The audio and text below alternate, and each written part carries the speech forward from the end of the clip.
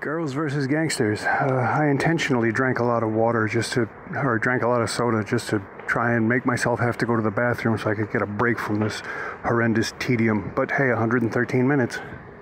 I don't know why that production company's called Real Pictures. It should be called Other People's Real Pictures. Perfect sky, my balls. There's 4 of us in this screening. That's still too many people. Yeah, because drinking and base jumping, that's a great way to be a role model. This is fucking ridiculous. They're just fucking terrified and crying and whining. This is what's supposed to be for International Women's Day? Fuck you, Barbara. Fuck you. If you're going to overdub someone because they can't speak English, you might not want to leave their closed mouth in the shot.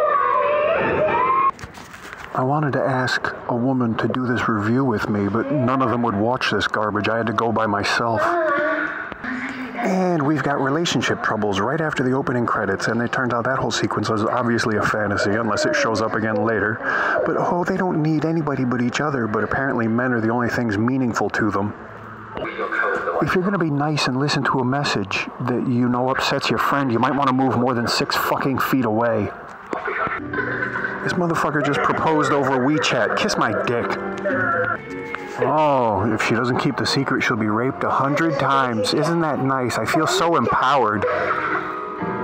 At least Amber Quo had the intelligence to fuck off.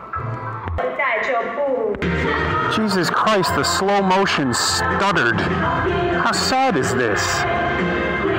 If either of my goddaughters turn out remotely like this, I'll kill them both. The retarded recycling of Tiny Times continues with a male actor who's so made up with plastic, who's so carved up with plastic surgery he can't move his face. Oh, this is great. If I say that they're catty, it's only because oh damn it. If I say that they're callow, it's only because they're also shatty. Work that out. The knife thrower stabs a woman in the heart, and it's just a fake boob joke, and the knife hits above the fake This is fucking retarded. Now some other big-titted victim, some other big-titted victim brings him eyeballs. If a man did this, said all this stuff about women, they'd kill him. Oh, Tran Ha is my right-hand man, even though she's a woman. Oh, the fingers go in the eyeballs go, or no, the eyeballs go in the red safe, not the yellow safe.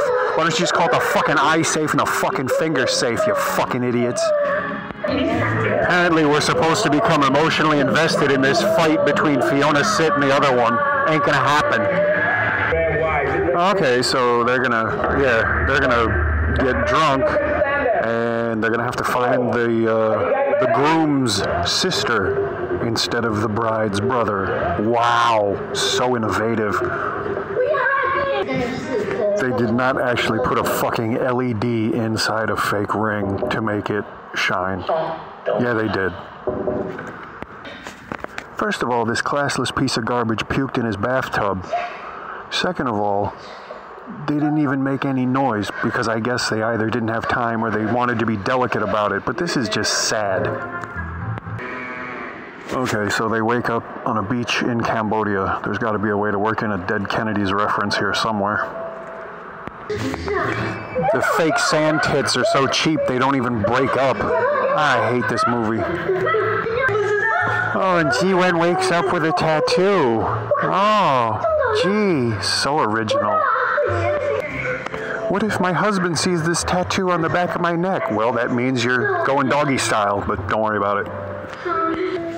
Oh my God, Mike Tyson rules. This whole movie should be about him. These 3 dingbats can go. I wonder if anyone's going to mention the Mao tattoo on his arm. How is she sitting on a toilet with a pair of shorts that is functioning as a one-piece dress and she hasn't pulled it down? Oh, shit joke, because, you know. Yeah, the sign is in Korean, but it's also in Vietnamese instead of Cambodian. Oh, those are 2 different languages. I guess funny brown people are all the same. There's actually some good motorcycle driving and stunts in this. The rest of the movie is doo-doo.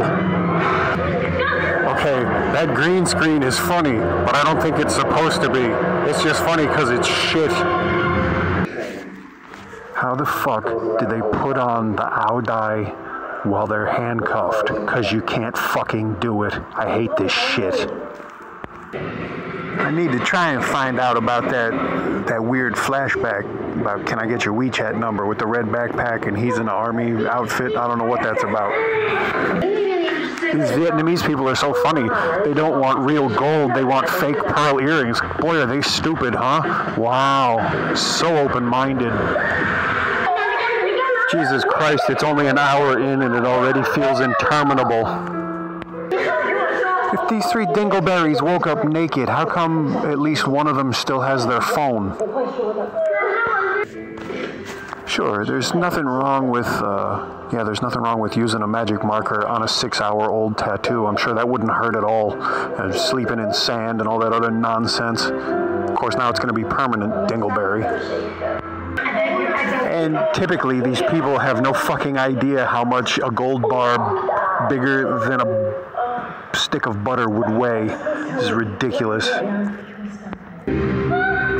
In order to be laughably bad, something has to at least be entertaining in its dumbness, and this isn't. I noticed in this action scene, you never see the women and more than 1 or 2 guys at the same time. You'll see like 12 dudes running, and then you'll see the girls, and then you see 12 dudes, and then you see the girls. You never see the girls with 12 dudes.